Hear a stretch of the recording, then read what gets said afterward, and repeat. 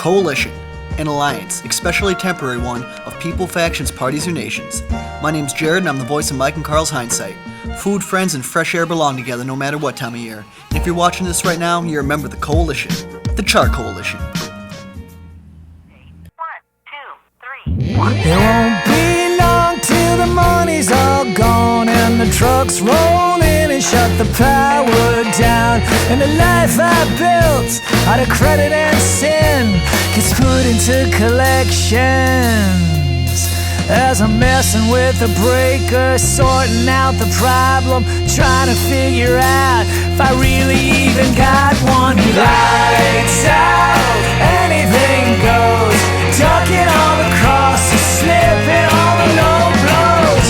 Right now it's just the lightning that glows as I'm looking for the family. Yeah, but I'm still messing with the breaker. I'm always mixing up the saviors and the fakers.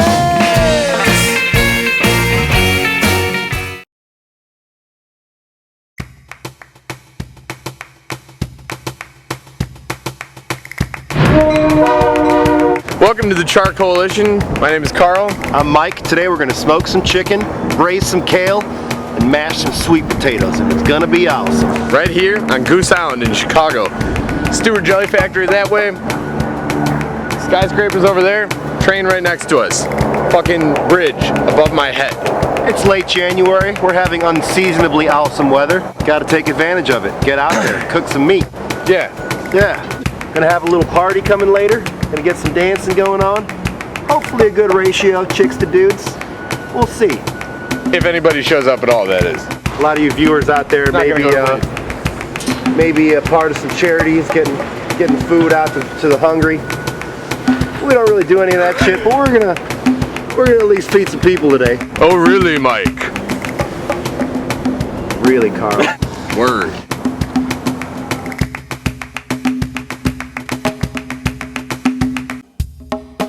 Charcoal chimney is something you could pick up at any hardware store. I don't know about you guys, but we got a couple Home Depots, and unless you live in some little shit town that maybe has a farm fleet, hit that up too. Ace Hardware. Farm fleet. Might be a couple True Values left in the hood. Who knows? These charcoal chimneys are amazing. Just a little bit of newspaper, which who doesn't have a little bit of that lying around? No flame. You can't see it, it's an invisible flame. No, sometimes I can see it. No.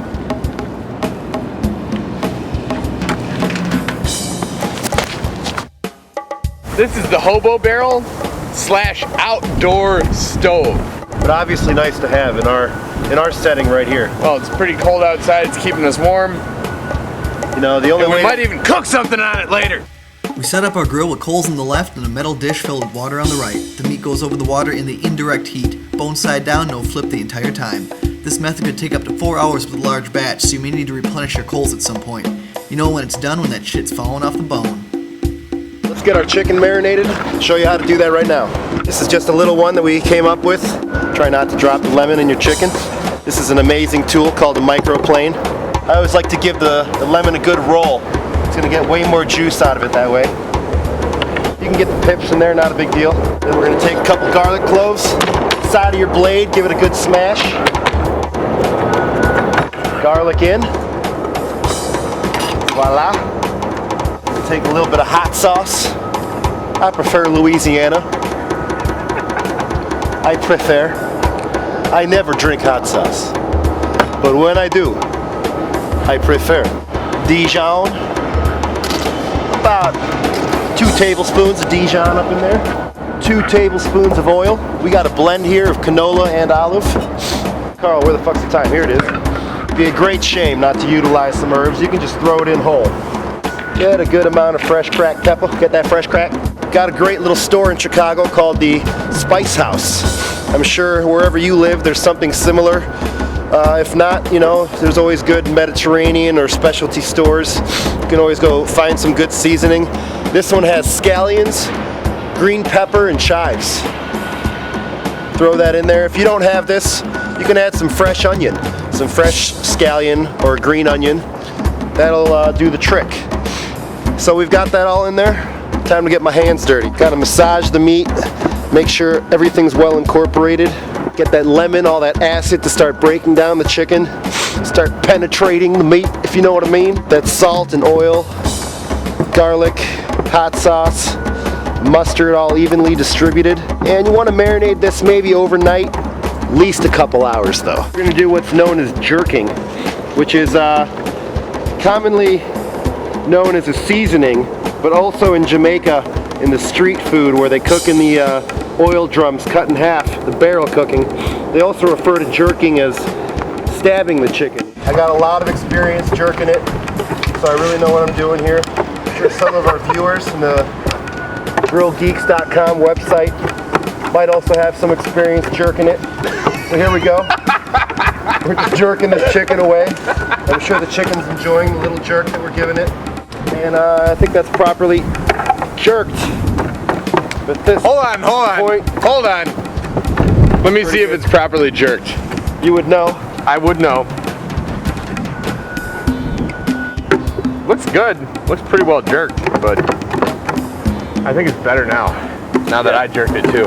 Well, you know, if you have an extra set of hands, go ahead and put it on that chicken. Of course, we did get some of this shit going last night, and as you can see, there she is. She's already smoking up real nice. Got her at a temperature of about 250, which is just on the high end of what you want to do for smoking. But it's going to work out great, because it'll start to go down as time goes on. So start out a little hot, it'll eventually go down to maybe 175, and you're right in the zone there. Money. What's going to happen with this chicken once you cook it low and slow? All the cartilage is going to break down, all the tendons, all those sticky parts that stick to the bone are going to just melt away. All the fat, which us Jews call schmaltz, is going to just moisten the chicken, soak it up. You got some schmutz. Schmutz on the face? That'll happen. We got a bowl of shallots. We're going to chop these up, we're going to slice them, and we're going to caramelize them. That's going to be the first step in our process of kaling it. Shallots are kind of weird. Some of the skin is okay, some of it's no good. Shut up! I'm trying to talk about shallots here. We're going to slice these shallots at a little bias. Mike's probably not going to do that because... I'll do it. No. No? Just chill. Oh, just... Nice and smooth. Ooh. If you have Tourette syndrome, don't cook. Guide that knife. Don't let that knife go wildly crazy on its own. Go cut yourself. Stepping it up, a giant pinch of salt. Everything's a little better with some pepper. Let's go caramelize them. Oh, if it were me cooking these and not him, I would have let the pan get a little hot first so that I can drop them in there and get a little saute. Sizzle. True Mike that. forgot about that. True That's that. cool. True that. Cook your shit, then drink your tequila. You got a bundle of kale. Cook it long enough and in the right liquids, you can really make something nice out of it. The stalk is fibrous and bitter. You gotta peel the leaves. We just want like a nice cooked green. You wouldn't want to eat it raw. No, absolutely not. Once it's actually done cooking, there's not gonna be much there, which is why we bought so much. We're trying to figure things out here, so we're trying to gauge this heat. It's pretty hot. We got a fire about... We got salt too. Got to salt your kale, got to pepper your kale. We're gonna add some Old Milwaukee now. Here's the liquid you need. What we're doing is braising the kale, so you really need a lot of liquid. Today we braised with delicious Old Milwaukee and homemade chicken stock. For your own chicken stock and other recipes, check out grillgeeks.com. Now we're getting to the end of kaling it, so once the kale's broken down and the liquid has come to a boil, move it to a lower heat and let it simmer for 30 minutes. I think this pan has seen enough heat. I'm gonna pull it off the heat. For those of you at home watching this show, don't overbraise your kale. Keep that shit green. I'm taking a little breather here. I'm sitting down, chilling some sweet potatoes. Most potatoes you don't necessarily have to peel, but sweet potatoes, for some reason, just feel like the kind that you need to peel. Peel it if you feel it. That's one of the smartest things I've ever heard about potatoes. How long is it going to take before you actually cut me somehow? Well, it'll be sooner than I cut myself, I'll tell you that. If you're worried about the mess, don't. We haven't really drawn blood yet, but if we do, That's definitely means for a tequila shot. You know, I think right now is means for a tequila shot, to be I fair. think it's means for a little Cazadores tequila that we have selected for our first inaugural episode of the Char-Coalition. Char-Coalition. As you've noticed already, today's a lot about kale. It's also a lot about tequila. How many of you at home went to Best Buy, got your 3D camera? Oh, crazy! Okay, this may matter to me, but it doesn't matter to Mike, whatever. Keep your shit clean while you're cooking. Stop it. Just put that down, put that back. We're gonna get a nice dice. I'm gonna get some slice, and I'm gonna cross the slice. I'm gonna stack the slice and dice the slice. Yeah, we wanna get a nice good surface area to break down the starches and get them to all release into our little milk saute that we're gonna set up here in a second. Milk saute. Milk saute, We're gonna set that up in a second. virtually. This is the urban saute barrel. After you have your sweet tots in the pan, add just enough milk to cover them. Salt, pepper, and once it starts to boil, move to a medium heat. And please don't forget the garlic. We're mixing in that garlic. Get all that shit in there. Don't lose any of it. Get out there, cook some food, have some fun, get a little party going. Play some music and have a trunk full of beer.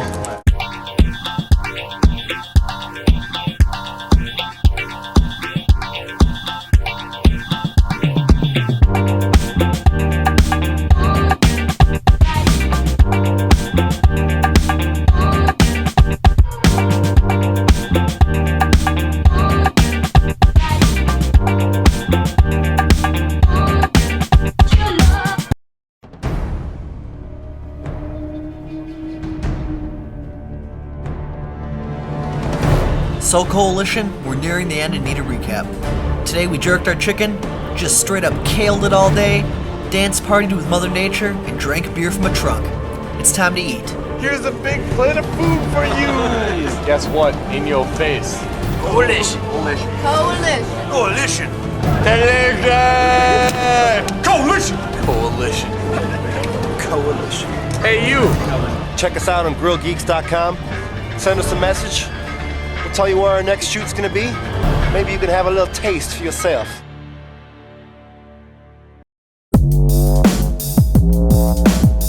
Urban Grower Hydroponic Store. Let's get in there. This is actually a lime that was grown in the store. Hydroponic lime. Last episode we were jerking our chicken. This episode we're pulling our puller. Who knows what we'll do next? Either way, it's gonna be provocative.